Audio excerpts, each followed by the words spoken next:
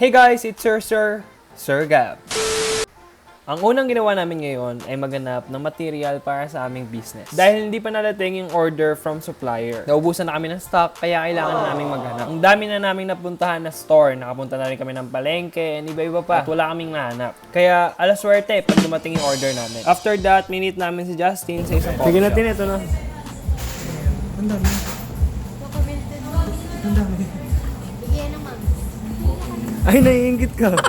Naiingit ka. May lipstick ba siya? We just enjoyed the time dahil ngayon lang ulit kami nagkasama-sama. Tapos na kami sa lahat ng requirements and naisabit na rin lahat. Kinagabihan, pumunta kami sa newly opened na pier ng Cavite City. Sobrang sarap tumambay dito, lalo na kapag naririnig mo yung tunog ng alon. Actually, nauna na sila doon at sumunod na ako sa kanila.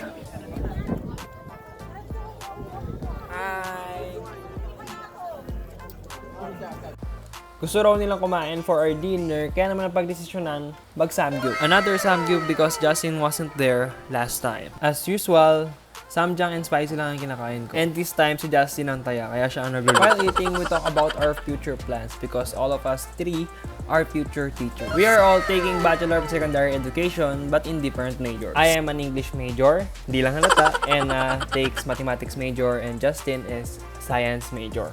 Last stop for today is McDonald's para daw pampawala ng utak, kaya magkakape na naman sila. And that's all. It's your Sir Gab.